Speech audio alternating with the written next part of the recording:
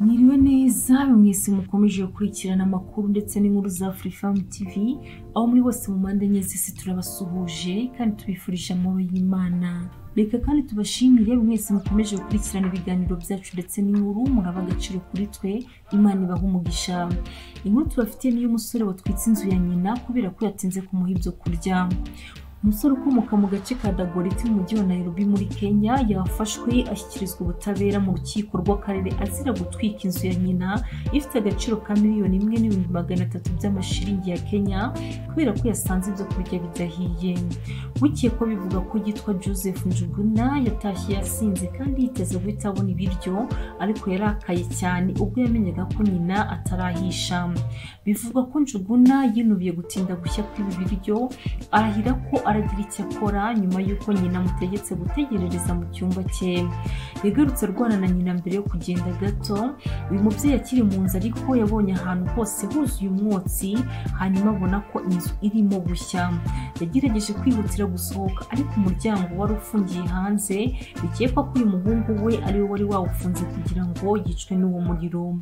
Uyu mubyeyi wari ufite agahinda yatakambiye abahisi n'abagenzi ngo bamutabare maze akizwa n'abaturanyi bumvishe gutaka kwe. Inkongi y'umuriro yatwitse inzu yose irakongoka naho urukiko rwumvishe ko ushinjwa ese yisha mu rugo rw'inshuti ye mbere yo gufatwa. Yasanzwe aho yari yihishe anywa inzoga maze akubitwa n'abaturage kugeza igihe nyina aje akamutabara. Abapolisi babwiwe aho yarengeye arafatwa ajyanwa kubazwa. Inyandiko y'ikirego iragira iti Joseph Njuguna mu buryo butemewe kandi abishaka yatwitse inzu ya nyina ku 6 Ugushyingo mu gace ka Dagoretti ka Nairobi. Igihe yashyikirizwaga ubutabera imbere y'umucamanza mukuru Esther Boke uregwa yahakanye icyaha maze asabwa ingwate y'amashiringi $500 mu gihe ategerejwe ko yitaba urukiko ku ya 22 Ugushyingo. Nayindi nkuru tubafitiye ni yuko umuganga w'amatungo yishwe azira gutera inda umugore wundi. Abaturanyi b'umuganga w'amatungo witwa Maripe Ole Kisota warutuye ahitwa Imbaleti mu karere ka Simanjiro intara y'Amanyara muri Tanzania wishwe n'abavandimwe 3 bamuziza gutera inda umugore w'abandi. Barasaba ko leta yafata abagize uruhare muri urwo rupfu nyuma bagatoroka. Ole Kisota bivuga ko yishwe n'abavandimwe 3 bamuziza ko ngo yaba yarateye inda umugore w'umuvandimwe wabo witwa Kilaru Mame.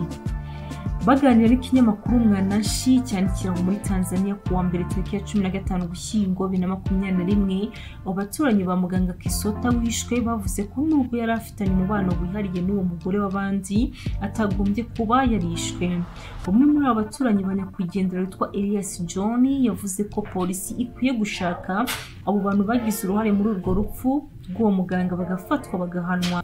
Yagize ati Kisota nta muvandimwe yagiraga muri uyu mudugudu, abavandimwe be bari Kiteto, bityo rero nta muntu afite wakurikirana iki kibazo.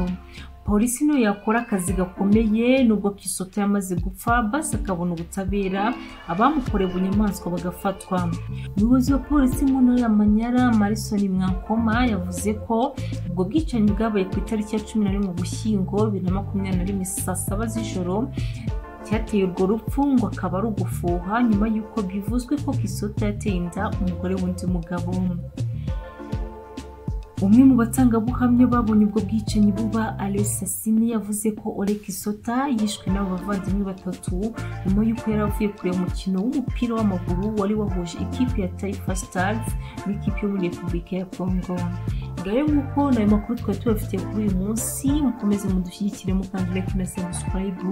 Ku batarabikora munadukoresha ku nshuti zanyu muramukoze cyane. Imana ibahe umugisha, turabakunda.